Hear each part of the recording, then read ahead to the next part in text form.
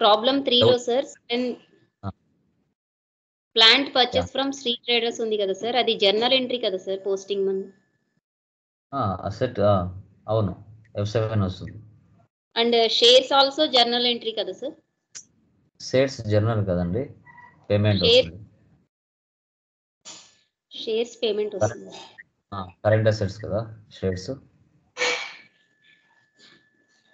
Okay sir.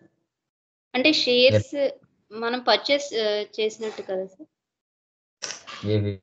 అవును, క్యాష్గా purchase చేసినట్టు. Okay sir. పక్కన ఏం లేదంటే క్యాష్ అనే కదా అర్థం. Yes sir, yes. Okay sir. Yeah guys, remaining persons any doubts please confirm. ఇప్పటి వరకు జరిగిన క్లాసెస్లో మాత్రం అడగండి.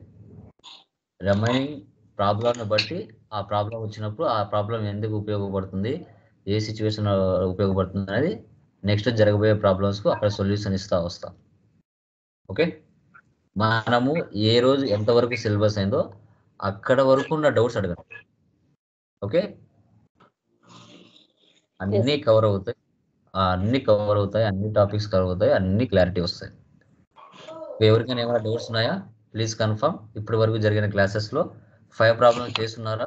కూడా company creation, ledger creation, amount postings, profit and loss check చేసుకోవాలి, డాష్ బోర్డ్ చెక్ చేసుకోవాలి, డే బుక్ చెక్ చేసుకోవాలి.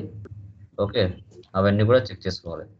నీట్గా నిదానంగా ప్రతి పాయింట్ అర్థం చేసుకుంటూ చేసుకోండి. స్పీడ్గా మనం అన్ని త్వరగా చేయాలని కాదు, కాన్సెప్ట్ని అర్థం చేసుకుంటూ చేయండి. అదే మనకి మెయిన్ కావాలి. Okay okay, next problem open చేయండి. Page number, problem number 6, page number 57. Please remaining వాళ్ళు మ్యూట్లో పెట్టుకోండి. మీకు డౌట్ ఉంటే మాత్రం మ్యూట్ తీయండి. రిమైనింగ్ పర్సన్స్కి డిస్టర్బెన్స్ వస్తుంది. ఓకే, దయచేసి. Okay, done. Okay guys, done. Like Tally Lokesh YouTube subscribers కానీ వ్యూవర్స్ కానీ ఎవరైతే మన ఛానల్ చూస్తున్నారో, టాలీ లోకేష్ మెటీరియల్స్ మనకి అమెజాన్లో అవైలబిలిటీలో ఉన్నాయి. ఈ మెటీరియల్స్ ద్వారా మ్యాక్సిమం మీరు 50 to 60